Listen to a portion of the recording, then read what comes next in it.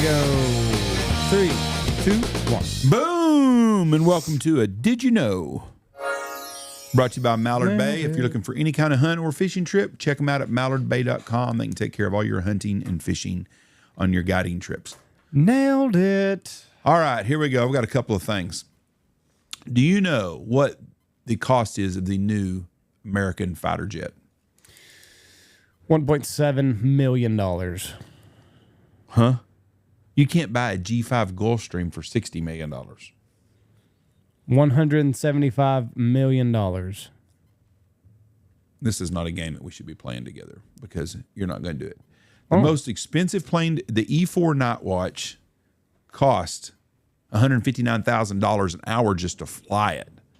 The C5 Galaxy cost $100,000 an hour to fly it. So I was close. So, well, no, that's just the cost of that. The average cost, and I'm trying to look for this damn thing, and of course it went up on it, was the new plane is going to cost $350 million, the new fighter plane. That's actually ridiculous, I think. I was close. Okay, but that was just a little snidbit. Okay, teaser. Here we go. The average salary of a U.S. senator, how much do you think senator makes a year? It's like 120, isn't it? $174,000 a year is what senator makes. They started out in 1789 making $6 a day in 1789, but their six-figure annual salary has remained frozen since 2009.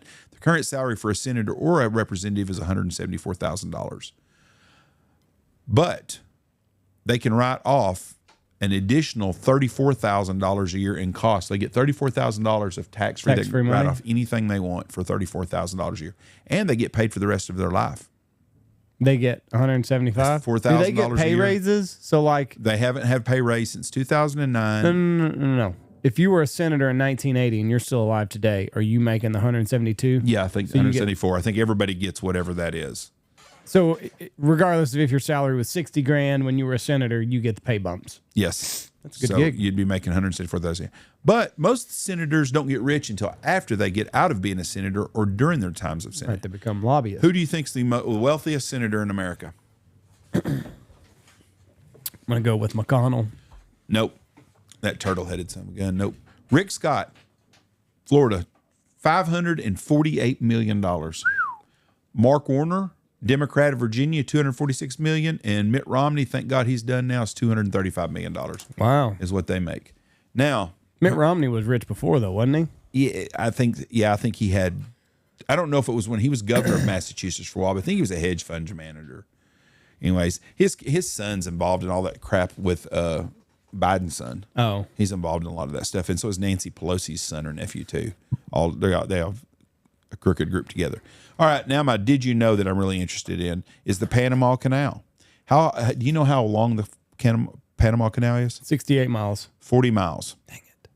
Connects Atlantic and Pacific Ocean. It takes 10 hours for the ship to cross from one side to the other.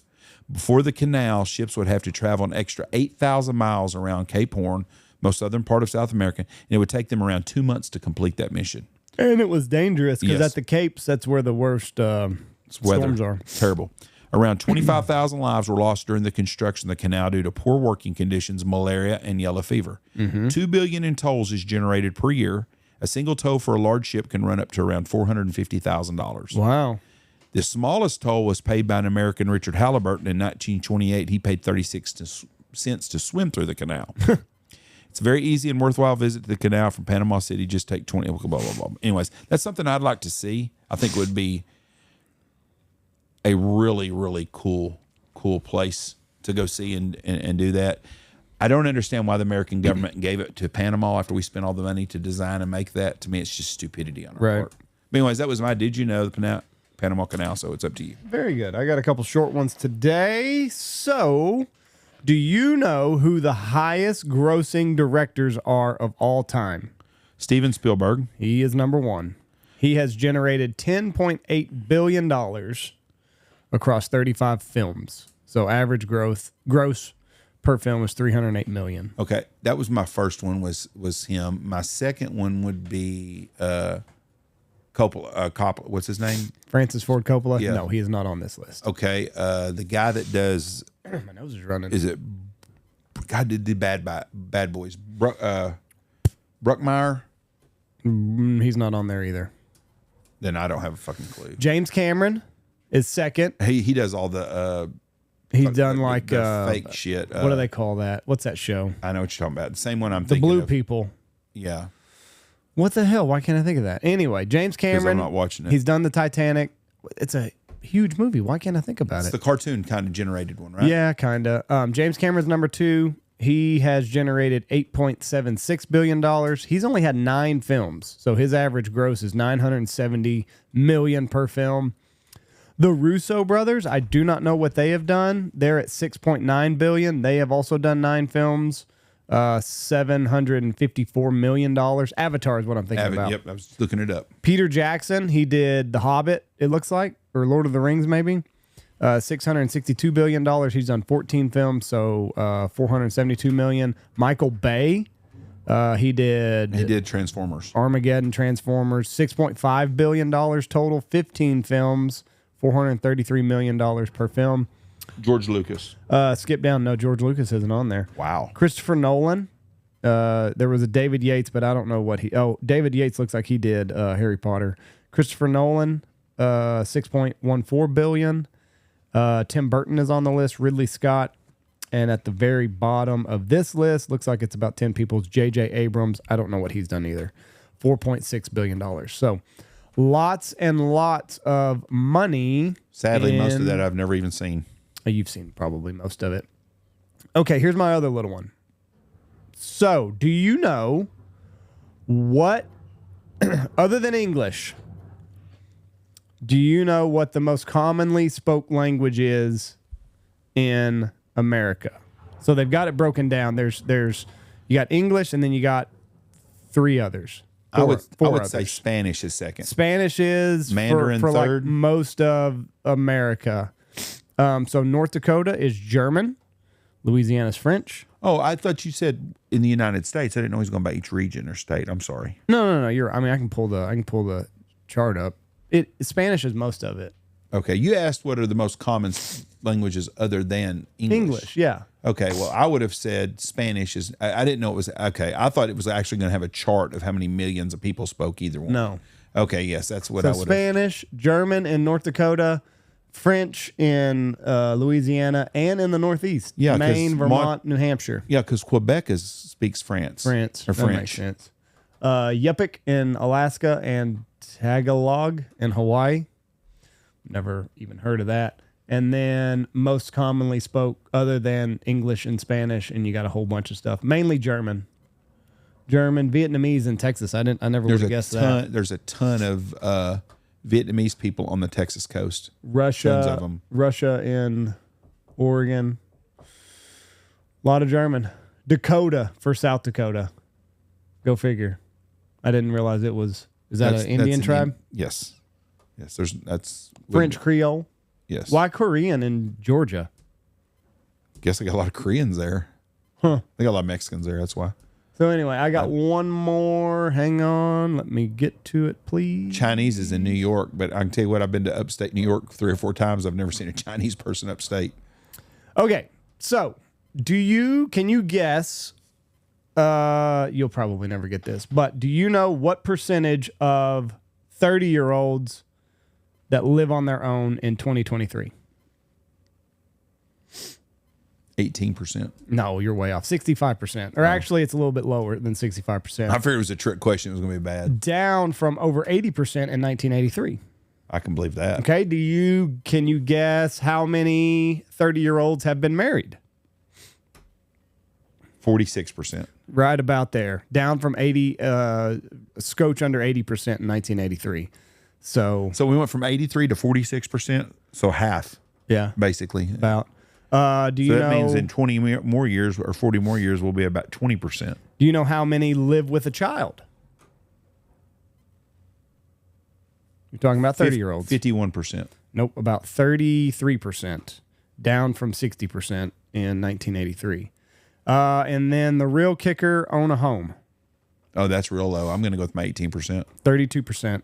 Down from 65 or 70%. It tops out a little bit over 50% back in 1983. So pretty depressing stats for 30-year-olds. You know what's crazy is the amount of families that live in apartments. Right. I mean, that's I never lived in an apartment. I don't think I'd want to Ever? live in an apartment ever in my life. Never lived in an apartment. I don't think I'd ever want to live in an Oh, apartment. I loved it. You did? Fuck yeah. You're just renting. I mean, anything goes wrong, you call the landlord Right. and they come fix it. But I don't. I loved it. But what gets it's to me, the families in apartments are crazy these days.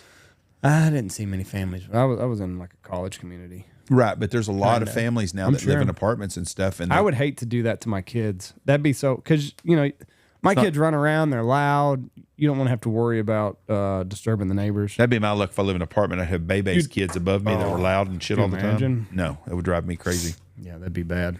I think that's all I got for today. So I think I said those three. Oh, I can do one more. Hang on a second. This is interesting. Taylor Swift's net worth is $1.3 billion. If she stopped working and withdrew 4% of her net worth annually, her income would be $52 million a year.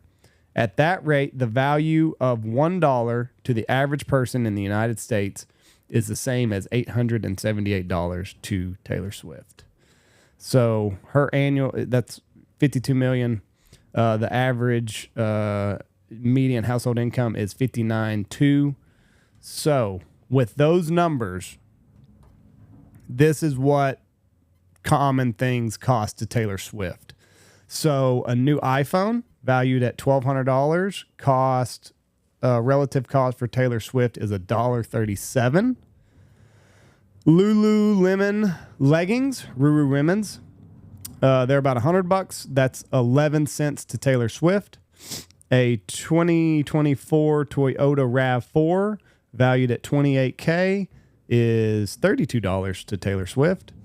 11,000 Rhode Island mansion, $17 million. Relative cost to Taylor Swift is $20,000.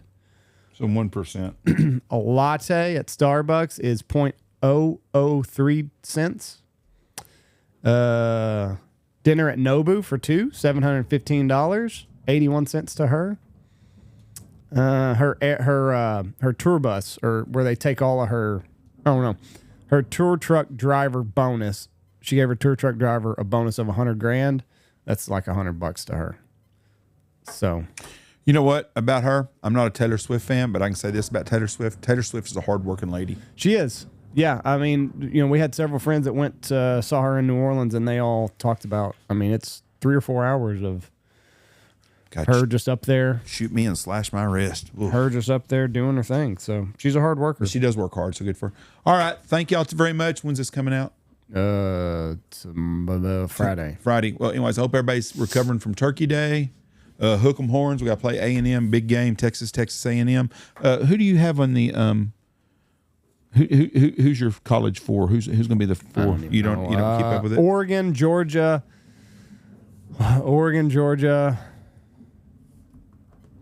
That's as far as I can get. I don't pay attention to college. Well, you go to Tech. I understand that. The home of Patrick Mahomes, though. Best quarterback in the league. He is. He is probably the greatest ever. Maybe. Who right are your behind four him. then? Well, it's going to depend what happens this weekend. I think it's definitely Ohio State. Here's, I think, the best four teams. I don't think they're going to be in this order. I think Ohio State. I think Georgia. I think Texas. Homer. Yeah, but I think they're one of the top They four have not teams. played a ranked team. They've beaten everybody they've played except for Georgia. They beat the hell out of Florida, who Florida beat. They've not played a ranked team yet. Well, they have too when they were ranked. They beat Michigan They've had when they the were ranked. easiest SEC schedule this year. They have had that. All right. Do you want to ask me my four? Or you just going to pick apart my Picking who I'm apart, picking? just picking apart your dumb shit. Okay. Georgia, Texas, Ohio State is my top three, and my fourth team would probably be Indiana. No, not even close. They got exposed. Tennessee, maybe. Blake stepped on out there with the Indiana talking. Yeah, I don't. Indiana's not there. I think Ohio State. I think Oregon's a fraud too. Wow. I do. Oregon should have They got beat beat by Ohio State. in Oregon because the quarterback made a dumb boneheaded play. Okay. Kid from Oklahoma. So what do we expect? Okay. That's my teams right there, and I'm sure I'll be off on them, but I don't think Miami's any good. I don't. So and I'm being a homer on Texas, and we'll probably get beat pretty quick. But I think Texas is one of the top four teams. Is A&M ranked? They're ranked, and they're going to be good. That's going to be a good game this weekend. They got a lot of talent. I just think the SEC, whether you play anybody or not in the SEC, however it goes, that's a hard place to play. You got to go to them schools and play. Right. And I think that's an advantage that a lot of those schools have. And I think Ohio State year in and year out can play with the SEC. And I just don't. I think Oregon's a fraud. So that's where I'm at. There you go. All right. Love you. Bye. Watch for deer. Hope you had a great turkey day. Be safe out there and see ya.